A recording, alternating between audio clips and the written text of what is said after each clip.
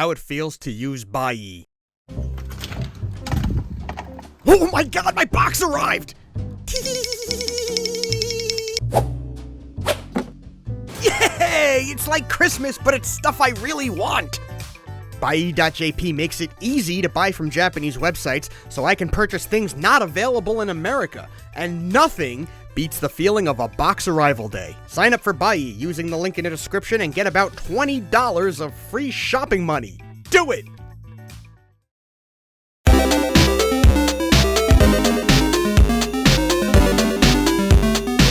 In all of its history, there's only been one traditional Godzilla arcade video game, the 1993 Bon Presto game we've previously covered on this channel. But even so, Godzilla has had a pretty big presence in children's arcades throughout the 1990s in Japan, thanks in large part to the company Namco. This includes Godzilla Wars, a cabinet with a full-body mini Godzilla who charges at you, and 1 or 2 players can use a light gun to shoot his targets and rack up points. This is a really cool-looking game! I wish I could try it! There's Fight Mechagodzilla, a game where you use a Mechagodzilla to knock down pictures of other monsters, including Godzilla, Space Godzilla, Mecha King Ghidorah, and Destoroyah.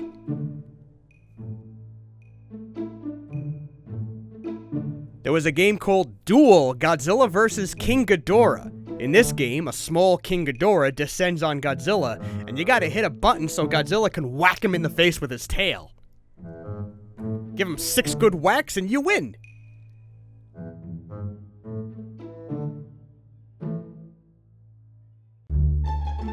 There was also Jumbo Godzilla. This game is shaped like a giant, cute Godzilla that you go inside to play. Inside there's a small screen, and the first thing you do is choose a level: Space Godzilla, King Ghidorah, or Destoroyah. The game starts as kind of a 2D animated side-scroller before you face your opponent in a very simple but effective fighting game.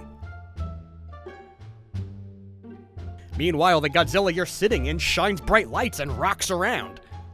And in addition to all this, Namco also released Spin Godzilla Merry, a Godzilla merry-go-round, featuring 3 characters to sit in: Godzilla, King Ghidorah, and a Mothra larva, with an adult Mothra up on top. Some of these games can still be found around Japan in malls or children's arcade centers. And there's still one more game I haven't mentioned yet: Shoot Godzilla. And of all the games I've showed you already, this is the only one I know of that came here to the United States. And it was renamed Godzilla Wars Jr. And this is the game you might have noticed in the background of some of my previous videos, because somehow I managed to get one in my goddamn basement. So let's finally take a look at this 1993 Namco Godzilla Wars Jr. game. Like a lot of the games I mentioned, this game has a mechanical character. This one's an adorable Godzilla who opens and closes his mouth during the game.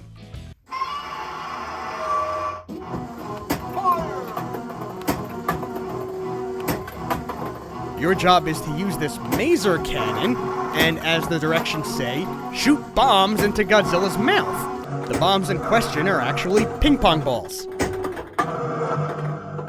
Mission incomplete.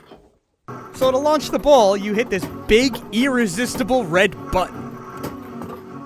The back has a light-up scoreboard to keep track of how many balls you get into Godzilla's mouth. And you'll see it's got some cool art of a cute King Ghidorah, and there's a Super X.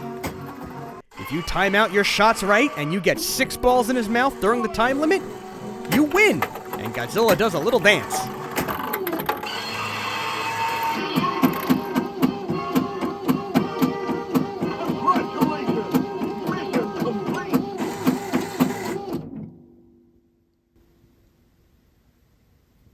No more prizes.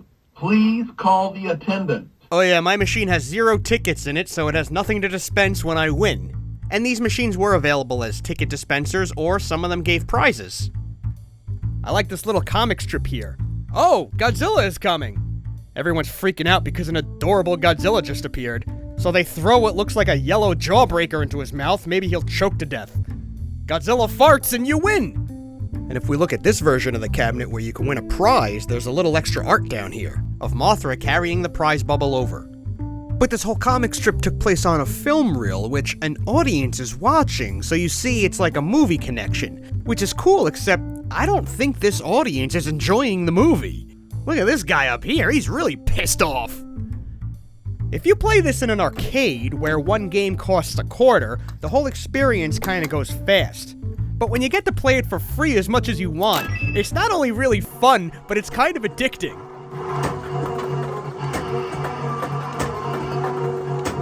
I can open this compartment here to give you a look at its guts. As with many of these cabinets, it's always surprising how much of the inside is just empty space. We got some settings over here. We can also lift the front lid here to get an intimate look at the little chibi Robo-Godzilla. This is a really cool machine.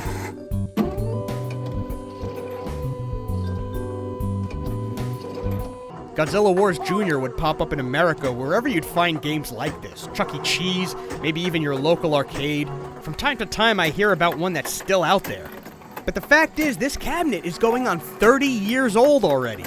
So it's getting rarer and rarer.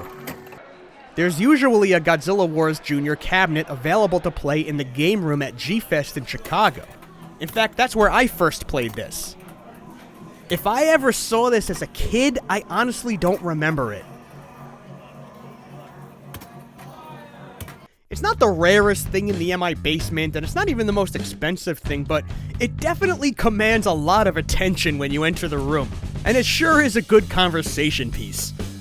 I really wish some of the other 1990s Namco games made it to America, but I'm still really glad we got this one. If you've ever played Godzilla Wars Jr. outside of G-Fest, I'd love to hear your memories in the comments, and also if you can remember where you played it. But that's all I got for today. As always, thanks for watching, subscribe, click the bell, the whole thing. Now have a bite, Godzilla. Go on. It's yummy yummy.